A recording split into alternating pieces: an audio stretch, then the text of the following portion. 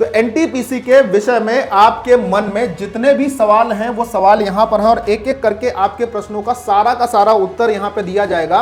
अप्रैल जून में टेक्नीशियन की वैकेंसी दी गई और इसी प्रकार से जुलाई से सितंबर के बीच में जो वैकेंसी दी जाएगी, जुलाई से सितंबर के बीच में वैकेंसी होगी एनटीपीसी की। तो इसका फॉर्म कौन कौन डाल सकता है? देखिए किस प्रकार की नौकरी होती है। तो नौकरी के लिए अगर मैं बोलूं तो स्टेशन मास्टर की भी होती है, टिकट कम क्लर्क की भी होती है। रेलवे ने अपनी बहुत सारी वैकेंसी को 2024 में कुछ महीनों के बाद अनाउंस करने के लिए एक कैलेंडर दिया था और अगर उसी कैलेंडर की हम लोग बात करते हैं तो आपको ये कैलेंडर कुछ इस प्रकार से दिखाई देता है। जैसे जनवरी से मार्च के बीच में एएलपी की वैकेंसी का अनाउंसमेंट था और उसकी वैकेंसी आई थी। अप्रैल जून में टेक्नीशियन की वैकेंसी दी गई और इसी प्रकार से जुलाई से सितंबर के बीच में जो वैकेंसी दी जाएगी, जुलाई से सितंबर के बीच में वैकेंसी होगी एनटीपीसी की। अब ये एनटीपीसी क्या होता है, क्यों इसमें काम होता है, क्या क्या लेवल होते हैं, मतलब अगर स्टूडेंट से पूछें तो स्टूडेंट के मन में बहुत सारे इस प्रकार के क्वेश्चन होते हैं कि क्या होता है, किस प्रकार की होती है, किस डिपार्टमेंट में नौकरी होती है, फॉर्म कौन डाल सकता है, कब फॉर्म आते हैं, फॉर्म भरने के लिए योग्यता और आयु क्या होती है, सिलेक्शन प्रोसीजर क्या होता है, क्या इसमें भी फिजिकल और मेडिकल तथा साइको टेस्ट होता है, सिलेबस क्या होता है, विषय के अनुसार कौन सी पोस्ट होती है, किस लेवल की पोस्ट होती है, तैयारी कहाँ से करें, कैसे हो सकती है, कितने दिन में हो सकती है। तो एनटीपीसी के विषय में आपके मन में जितने भी सवाल हैं वो सवाल यहां पर हैं और एक एक करके आपके प्रश्नों का सारा उत्तर यहां पे दिया जाएगा। और आप अगर इस बात को देख लेते हैं और वीडियो को पूरा देख लेते हैं तो विश्वास मानिएगा एनटीपीसी के संबंध में आपकी कोई भी क्वेरी जो है ना वो खत्म हो जाएगी। चलिए तो वीडियो को लास्ट तक देखिएगा। मैं अनुराग दीक्षित आप सभी का एक बार फिर से स्वागत करता हूं। वीडियो को शुरू करते हैं और बहुत अच्छे ढंग से इसको लेकर आगे की तरफ बढ़ते हैं, ठीक है। अब अगर हम बात करते हैं तो सबसे पहले इसका जो फॉर्म होगा वो जुलाई से सितंबर के बीच में इसके फॉर्म की चर्चा होगी। जुलाई से सितंबर के बीच में इसका फॉर्म आएगा, ये अगर हम बात करें एनटीपीसी की, ठीक। सबसे पहली बात। दूसरी बात बच्चा ये है कि एनटीपीसी क्या होता है। तो ये जो जवाब है कि एनटीपीसी क्या होता है बच्चे समझिएगा। जब हम आरआरबी एनटीपीसी की बात करते हैं तो आरआरबी का मतलब होता है रेलवे रिक्रूटमेंट बोर्ड, यानी कि रेलवे की वो संस्था जो कि रिक्रूटमेंट कराती है। और एनटीपीसी का मतलब होता है नॉन टेक्निकल पॉपुलर कैटेगरी, यानी रेलवे में जो टेक्निकल नहीं होते हैं और उसकी जो सबसे ज्यादा चॉइस वाली वैकेंसी होती है उसको हम लोग एनटीपीसी के नाम से जानते हैं, नॉन टेक्निकल पॉपुलर कैटेगरी। कई सारे बच्चों को अभी भी फुल फॉर्म जो एनटीपीसी का होता है वो नेशनल थर्मल पावर कॉर्पोरेशन ही लगता है, जबकि वो नहीं है, वो ये है। हिंदी में आपको समझना होगा, ठीक है। जो दूसरा प्रश्न बच्चों का दिमाग में आता है वो है कि ये किस प्रकार की नौकरी है और किस डिपार्टमेंट में मिलती है। तो सबसे पहले मैं आपको बता दूं, ये जो नौकरी है बच्चा ये रेलवे डिपार्टमेंट की होती है, यानी मिनिस्ट्री ऑफ रेलवे के द्वारा ये वैकेंसीज होती हैं और आपको रेलवे में नौकरी मिलती है। अब बात ये किस प्रकार की नौकरी होती है, तो बच्चा इसमें लेवल 2, लेवल 3, 4, 5, 6 लेवल तक की नौकरी इसमें जो मिलती है। आगे इसकी भी चर्चा करेंगे कि क्या क्या कौन सी पोस्ट होती हैं, सारी बातों की, ठीक है। किस प्रकार की नौकरी होती है, तो नौकरी के लिए अगर मैं बोलूँ तो स्टेशन मास्टर की भी होती है, टिकट कम क्लर्क की भी होती है, बहुत सारी नौकरियां होती हैं जिसको हम लोगों ने ग्रुप वाइज बांट रखा है, ठीक है। आगे उसकी चर्चा होगी, अगले सवाल की बात करते हैं। तो इसका फॉर्म कौन कौन डाल सकता है। देखिए कोई भी ऐसा भारतीय बच्चा जिसने भारत की भौगोलिक सीमा के अंदर रहते हुए 12th पास किया हो या फिर वो ग्रेजुएट हो, 12th पास हो या फिर वो ग्रेजुएट हो। अब ग्रेजुएट में बहुत सारी चीजें आती हैं, ग्रेजुएट में बीए, बीएससी, बीकॉम सब आ जाता है। बीए भी आ जाता है, बीएससी भी आ जाता है, बीकॉम भी आ जाता है, बीकॉम नहीं बीटेक भी आ जाएगा, ठीक है। क्या आ जाएगा, बीटेक भी आ जाएगा और अगर देखें तो बीकॉम भी आ जाएगा। तो अगर आप इन डिग्रियों से नवाजे गए हैं यानी ग्रेजुएट हैं या 12th पास आउट हैं कम से कम, तो आप इन नौकरी यानी एनटीपीसी के फॉर्म को डाल सकते हैं और आप भारतीय होने चाहिए, इंडियन होने चाहिए, ठीक है। ऐसा नहीं कि आप यूएसए से आए हैं, वहां से 12th करके आ गए, आपकी नागरिकता वहां की और आप सोच रहे हैं कि यार इस बार एनटीपीसी में जरा देखते हैं, फॉर्म अप्लाई कर देते हैं सरकारी नौकरी के लिए, नहीं। अगला फॉर्म है कि अगला सवाल यह है कि इसका फॉर्म कब तक आता है। देखो मेरे प्यारे बच्चों, अभी तक अगर हम इसकी बात करें तो इसका जो लास्ट फॉर्म आया था वो 2018 में आया था, जिसका एग्जाम लगभग अगर हम बात करते हैं तो 2021-2022 में इसके एग्जाम हुए थे। मतलब इसके फॉर्म आने की फ्रीक्वेंसी अभी तक सेट नहीं थी, अभी तक 2024 से पहले तक इसकी फ्रीक्वेंसी सेट नहीं थी। फ्रीक्वेंसी का मतलब होता है फॉर्म आने का जो निर्धारित समय होता है, वो सेट नहीं था। लेकिन वर्ष 2024 की शुरुआत में यह वादा किया गया है मंत्रालय के द्वारा कि अब प्रत्येक वर्ष सभी की वैकेंसीज आपको देखने को मिलेंगी। तो मैं ये मान के चलता हूं कि 2024 से जो अभी करंट में चल रहा है इससे आगे तक प्रत्येक वर्ष यानी कि ईच एंड एवरी ईयर आपको इस रेलवे के विभाग की एनटीपीसी की वैकेंसीज देखने को मिलेगी। तो हर वर्ष अब इसका फॉर्म आएगा, ऐसा कहा गया था। वो आगे की चर्चा का विषय होगा, देखा जाएगा कि आता है या नहीं आता है। अगला प्रश्न मेरे प्यारे बच्चों का ये रहता है, अगर मैं बात कर लेता हूं कि फॉर्म भरने के लिए क्या योग्यता होनी चाहिए और आयु क्या होनी चाहिए, ये भी बात है। देखो बच्चा, एनटीपीसी में आप 2 लेवल पर नौकरी पा सकते हो। एक 12th लेवल पर आपको नौकरी मिलती है और दूसरी नौकरी मिलती है जो कि होती है ग्रेजुएट लेवल पर। एक 12th लेवल पर नौकरी होती है 12वीं पास के बाद, और एक graduate BA BSc BCom BTech के बाद पर नौकरी होती है। तो जो बच्चे अंडर ग्रेजुएट हैं, यानी ग्रेजुएशन उनका अभी कंप्लीट नहीं है, उससे नीचे हैं, तो उनको with minimum education qualification 12th होनी चाहिए। क्या होनी चाहिए? 12th होनी चाहिए कम से कम। और इट्स इक्विवेलेंट एग्जामिनेशन, या इसके बराबर का अगर कोई एग्जाम होता है जो इसके समकक्ष होता है, तो आप कम से कम 12वीं पास होगे। जो अंडर ग्रेजुएट पोस्ट होती है, यानी ग्रेजुएशन के पहले वाली जो पोस्ट होती है, उनके लिए कम से कम आपको 12वीं पास होना चाहिए। और अगर एज की बात करें तो 18 वर्ष से लेकर 30 वर्ष तक की अवस्था में आपको क्या मिलेगा, ये फॉर्म भरने को मिल सकता है अंडर ग्रेजुएट वाले। हो सकता है कि इस बार आपको 3 साल का एज रिलैक्सेशन सभी कैटेगरी को मिल जाए, कोरोना वाला, जो मेरे ख्याल से मिलना भी चाहिए, क्योंकि पिछली वैकेंसीज में ये दिया गया था, तो इसमें भी दिए जाने की उम्मीद है, कोविड-19 वाला। ठीक है। इसके बाद जो ग्रेजुएशन वाली पोस्ट होती है, जिसकी अगर हम चर्चा करते हैं, ग्रेजुएशन वाली पोस्ट, ग्रेजुएट पोस्ट होती है, उसके लिए आपको मिनिमम क्वालिफिकेशन जो चाहिए होती है, वो डिग्री चाहिए होती है बीए बीएससी बीकॉम की, भारतीय भौगोलिक सीमा के अंतर्गत किसी भी विश्वविद्यालय से जो मान्यता प्राप्त है। और इसकी एज जो होती है वो 18 से 33 वर्ष तक की होती है। 3 साल का यहाँ पे भी आपको एज रिलैक्सेशन मिलेगा, कोविड-19 वाला। कौन सा? कोविड-19 वाला। अच्छा, साथ में बच्चों एक चीज और बता देता हूँ, 12th वाला जब आप पास करेंगे तो ये 50% कम से कम मार्क्स आपके होने चाहिए 12th में, तब आप इसके फॉर्म भरने के लिए एलिजिबल माने जाएंगे। ठीक है। अगला प्रश्न जो बच्चों का था वो बहुत ही बढ़िया प्रश्न था कि सर सिलेक्शन का प्रोसीजर क्या होता है, क्या इसमें भी हमें फिजिकल, मेडिकल और साइको टेस्ट देखने को मिलता है। सबसे पहला क्वेश्चन, ये बड़ा इंपॉर्टेंट क्वेश्चन था कि इसका सिलेक्शन प्रोसीजर क्या होता है, मतलब किस किस चरण से ये परीक्षा होकर गुजरती है। तो बच्चों अगर बात कर लेते हैं तो एनटीपीसी का जो एग्जाम प्रोसेस है, जो इसका सिलेक्शन प्रोसीजर है, वो बेसिकली इन 4 चरण से होकर गुजरता है। सबसे पहला आपका CBT 1 होता है। CBT का मतलब होता है बच्चों कंप्यूटर बेस्ड टेस्ट, ये पहला, यानी आप इसे रिटन एग्जाम कह सकते हैं, पहला रिटन एग्जाम होता है। ये पहला रिटन एग्जाम होगा, फर्स्ट होगा। उसके बाद जो दूसरा चरण होता है वो CBT 2 होता है, ये मतलब दूसरा रिटन एग्जाम होता है। इसको आप प्री समझ सकते हैं और इसको आप मेंस समझ सकते हैं। यानी 2 रिटन एग्जाम होते हैं जो CBT 1 और CBT 2 की फॉर्म में होते हैं। बच्चा ध्यान से समझना, इनमें जब आप क्लियर हो जाते हो, इसकी जो कट ऑफ होते हैं वो क्लियर हो जाते हो, तो फिर आपका अगला प्रोसेस होता है डॉक्यूमेंट्स वेरिफिकेशन का, जिसे हम लोग क्या कहते हैं, DV कहते हैं। फॉर्म भरते समय आपने जो जो डॉक्यूमेंट्स फॉर्म भरते समय लगाए थे, वही डॉक्यूमेंट्स का सत्यापन होने के लिए तीसरा चरण होता है। और सबसे आखिरी चरण जो होता है, जो सभी के लिए होगा, वो होता है ME, यानी मेडिकल एग्जामिनेशन। आपकी शारीरिक क्षमताओं का जो मेडिकल एग्जामिनेशन होता है, ये PET नहीं है, मेडिकल एग्जामिनेशन है, ME है। ठीक है, आपको ये समझना है। इसमें कोई दौड़ भाग, लॉन्ग जंप, हाई जंप नहीं होती है, मेडिकल एग्जाम होगा। अच्छा, 2 चीज़ों को समझिएगा। इस एनटीपीसी में 2 पोस्ट ऐसी होती हैं, एक होता है स्टेशन मास्टर, ठीक है, और एक होता है ट्रैफिक असिस्टेंट। ये जो 2 पोस्ट ऐसी होती हैं जिन पोस्ट के लिए आपको CBAT देना पड़ता है। क्या देना पड़ता है? CBAT। CBAT का मतलब होता है कंप्यूटर बेस्ड एप्टीट्यूड टेस्ट, यानी इसको हम लोग हिंदी में साइको के नाम से समझ सकते हैं कि ये साइको टेस्ट होता है। लेकिन ये साइको टेस्ट उन्हीं बच्चों के लिए होगा जो ट्रैफिक असिस्टेंट या फिर स्टेशन मास्टर की जॉब के लिए अप्लाई करते हैं। करेक्ट हो गई बात? ठीक है। अगला एक प्रश्न और सा बहुत से बढ़िया है, जिसका भी चर्चा करना बहुत जरूरी है कि सर एनटीपीसी का एग्जाम पैटर्न क्या होता है। आपने एग्जाम का प्रोसीजर तो बता दिया कि इन चरण में हम एनटीपीसी की एग्जाम को क्वालिफाई करने के लिए जो है चरण जो है वो बताया। अब सर इसका पैटर्न क्या होता है कि CBT 1 में हमको क्या देखने को मिलेगा, कौन कौन से सब्जेक्ट देखने को मिलेंगे। तो मेरे प्यारे बच्चों, CBT 1 एग्जाम जो रिटन का पहला एग्जाम होता है, ये 90 मिनट का एग्जाम होता है, यानी कि 1.5 घंटे का। इस 90 मिनट में आपको जनरल अवेयरनेस, जिसको GK GS कह सकते हो, कि 40 क्वेश्चन देखने को मिलेंगे उसी 90 मिनट में। मैथमेटिक्स, एलिमेंट्री मैथमेटिक्स होती है, 30 प्रश्न देखने को मिलेंगे। जनरल इंटेलिजेंस एंड रीजनिंग के 30 क्वेश्चन देखने को मिलेंगे। टोटल 100 क्वेश्चन होते हैं CBT 1 में। टोटल 100 क्वेश्चन होंगे और 100 क्वेश्चन के लिए आपको 90 मिनट का समय दिया जाएगा। और बच्चा, इसमें नेगेटिव मार्किंग होती है। नेगेटिव मार्किंग जो होती है मेरे प्यारे दोस्त, यहाँ पर 1/3 की होती है अगर आपने 3 में से 1 क्वेश्चन जो है वो गलत कर दिया। तो इस प्रकार की नेगेटिव मार्किंग आपको देखने को मिलेगी। अगर 3 में से 1 प्रश्न आप गलत कर रहे हो तो वो लगभग काम डिस्टर्ब करेगा आपका, मतलब समझ रहे हैं? ठीक है, तो आगे बढ़ते हैं और भी चीज़ों की चर्चा करते हैं कि जैसे CBT 1 में ये सब्जेक्ट थे, जनरल अवेयरनेस 40 नंबर की थी, मैथ 30 नंबर की थी, जनरल इंटेलिजेंस 30 नंबर की थी, टोटल 100 क्वेश्चन थे, 90 नंबर का सिलेक्शन वो होता CBT 1।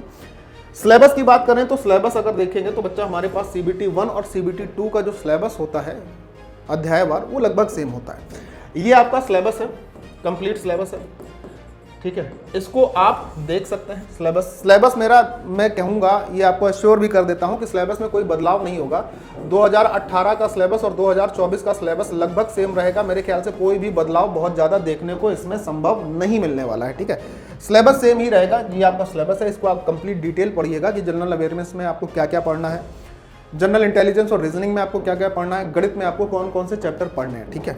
आगे की चर्चा करते हैं। जो अगला सवाल होगा कि सेकंड टेस्ट जो होगा कंप्यूटर का CBT 2, उसमें सर हमको क्या क्या देखने को मिलेगा, तो मेरे प्यारे बच्चों उसकी भी चर्चा कर लेते हैं, ठीक है। सेकंड फेज के उसमें टेस्ट में आपको क्या क्या देखने को मिलेगा।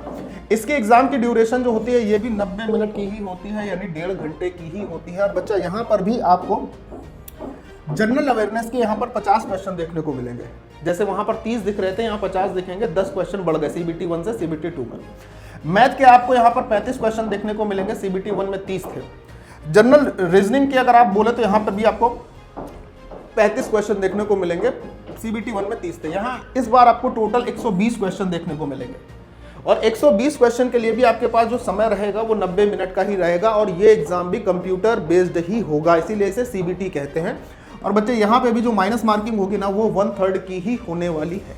क्लियर है मेरी बात? अच्छा, अगला जो सवाल है ना वो भी बहुत बढ़िया है, जिसको मैंने आपको पूरे अच्छे ढंग से बताने वाला हूं, बड़ा मजा आएगा आपको कि सर कौन कौन सी पोस्ट होती हैं और उनमें से कौन कौन सी पोस्ट किस लेवल की होती हैं, उनका वेतनमान कितना होता है, मतलब क्या तनख्वाह मिलती है। तो बच्चे अगर बात करते हैं तो सबसे पहले जो अंडर ग्रेजुएट पोस्ट होती हैं, जो नॉन ग्रेजुएट लेवल के लिए अप्लाई होती है, उसमें लेवल 2 और लेवल 3 दो पोस्ट आती हैं, मतलब 2 लेवल होते हैं, लेवल 2 और लेवल 3। जैसे इसमें पहली पोस्ट होती है लेवल 2 और लेवल 3 के लिए अंडर ग्रेजुएट वाले, जूनियर क्लर्क कम टाइपिस्ट, ये लेवल 2 की पोस्ट होती है, इसका वेतनमान 19,700 होता है। अगली पोस्ट होती है अकाउंट क्लर्क कम टाइपिस्ट की, ये भी लेवल 2 की पोस्ट होती है और सेम वेतनमान के साथ होती है। इसमें तीसरी पोस्ट जो होती है अंडर ग्रेजुएट वाले में, junior time keeper train clerk, ये भी लेवल 2 की पोस्ट होती है और 19,700 इसका वेतनमान होता है। और कॉमर्शियल कम टिकट क्लर्क जो होता है ये लेवल 3 की पोस्ट होती है और लेवल 3 के लिए वेतनमान बढ़ता है 19,200 से बढ़कर 21,700 का हो जाता है। आगे की चर्चा करते हैं तो ग्रेजुएट वाले जो बच्चे फॉर्म भरते हैं उसमें जो लेवल होते हैं वो 4, 5 और 6 लेवल की जॉब्स होती हैं।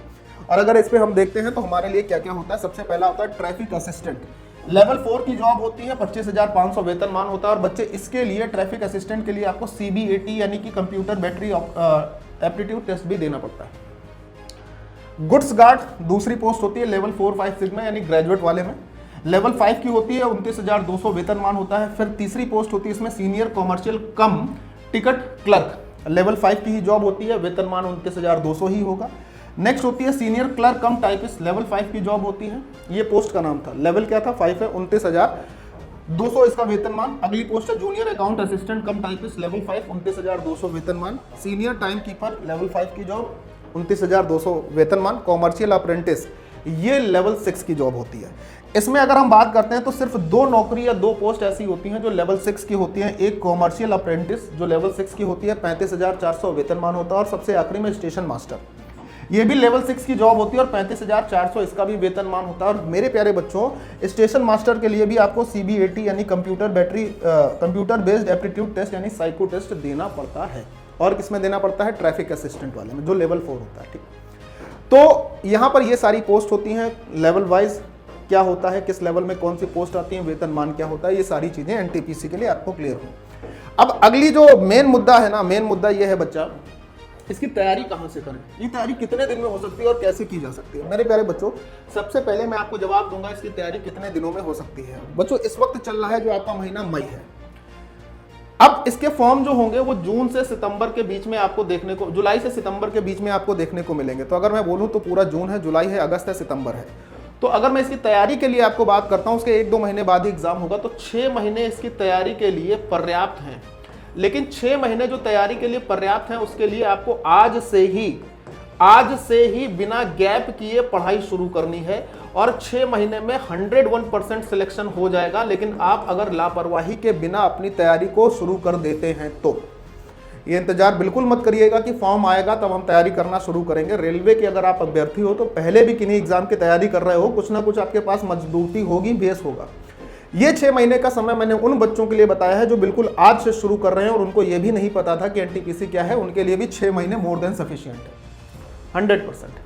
अब दूसरी बात होती है कि सर इसकी तैयारी कैसे होती है, वो बात की बात, सर कहाँ से इसकी तैयारी करें, ये एक सवाल बड़ा मुद्दे का है। क्योंकि यूट्यूब जो है आजकल इतना बड़ा जंजाल हो चुका है कि बच्चे को ढूंढते ढूंढते ही बहुत समय लग जाता है कि तैयारी के लिए कौन सा विश्वसनीय चैनल यूज़ करें, किसकी एप्लीकेशन से क्या लें। तो इसके लिए आपको कहीं जाने की जरूरत नहीं है बच्चा, एक विश्वसनीय नाम आपके पास है, पाठशाला रेलवे एग्जाम,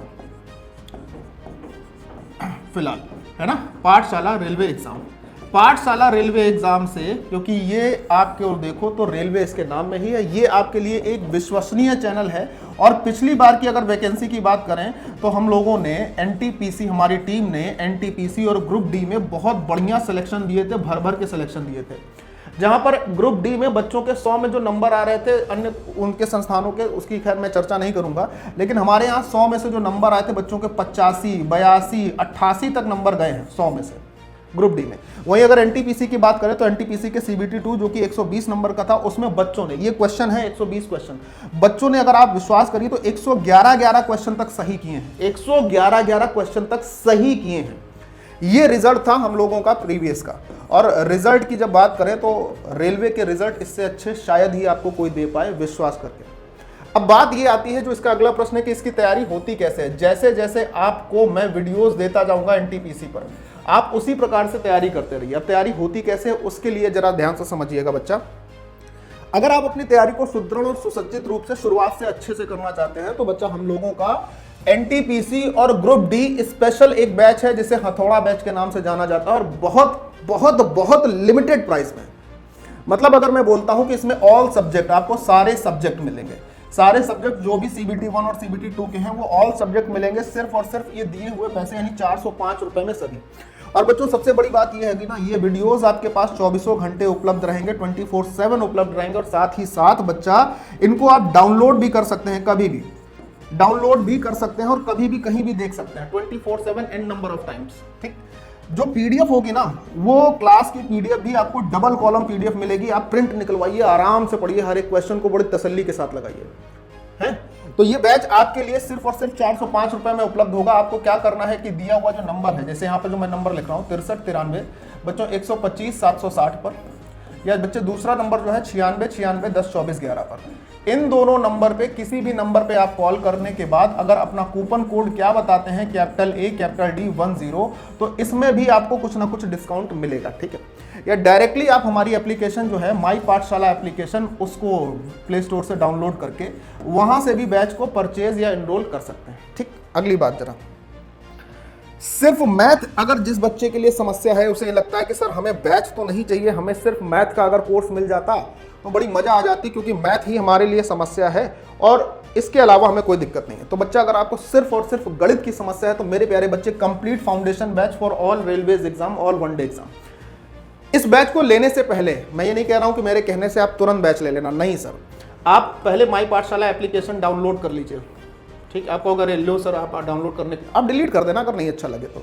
माई पाठशाला एप्लीकेशन डाउनलोड करने के बाद उसके रेलवे वाले सेक्शन में जाके इस बैच की रेटिंग देखना, रेलवे में जाके इसकी रेटिंग देखिएगा। 104 105 बच्चों ने रेटिंग कर रखी है लगभग। ठीक, दूसरी बात, इन बच्चों के रिव्यू देखिएगा कि बच्चे क्या कह रहे हैं कोर्स के विषय में। इसके बाद भी बच्चा आप एक डेमो ले लीजिएगा, किसी भी चैप्टर का जो आपको लगे कि ये चैप्टर हमें अच्छा नहीं आता, उसका एक डेमो ले लेना।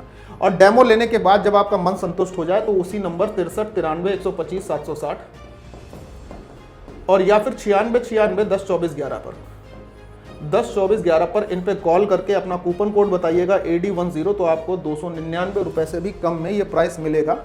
बहुत ज़्यादा दिन तक नहीं, कुछ दिन बाद इसका प्राइस बढ़ जाएगा। ठीक, अच्छा, अब सभी लोग ये जानते हो कि प्रीवियस ईयर पेपर का जो कलेक्शन होता है वो प्रीवियस ईयर पेपर किसी भी एग्जाम के लिए कितना जरूरी होता है। अगर आप विगत 5 वर्षों के या 10 वर्षों के प्रीवियस ईयर पेपर लगा लेते हैं तो विश्वास मानिए आपने अपनी 50% से ज़्यादा समस्याओं का समाधान कर लिया, क्योंकि कॉन्सेप्ट वही होते हैं, चीज़ें वही होती हैं, लेवल थोड़ा ऊपर नीचे कभी कदार होता है, इतनी बात है। तो प्रीवियस ईयर पेपर के लिए आपका ये रेलवे यात्रा बैच है, सेम ही काम करना है, सेम ही नंबर पे आपको कॉल करके अगर आप प्रैक्टिस बैच में रेलवे यात्रा बैच को ज्वाइन करना चाहते हैं, और इसको शुरुआत से ही ज्वाइन करिए, मेरा सजेशन ये है शुरुआत से ही प्रीवियस ईयर पेपर का कलेक्शन आपके पास होना चाहिए। उसको देखिए, double column PDF, video, solution सब कुछ मिलेगा, और एक्स्ट्रा आपको तकरीबन 30 गुणे 750 और 500 1250 क्वेश्चन की पीडीएफ यहाँ पर आपको और एक्स्ट्रा मिल जाएगी। एक्स्ट्रा भी आपको 1250 क्वेश्चन की पीडीएफ मिलेगी। ये तो आपको 1500 क्वेश्चन यहाँ पर मिलने ही मिलने वाले हैं, यानी 1500 और 1200 यानी कि 2750 क्वेश्चन की पीडीएफ भी आपको मिलेगी, प्लस वीडियो सोल्यूशन भी मिलेंगे। तो ज्वाइन करिए और अपनी तैयारी को आज से ही मजबूती देना शुरू करिए और 100% सिलेक्शन को श्योर करिए।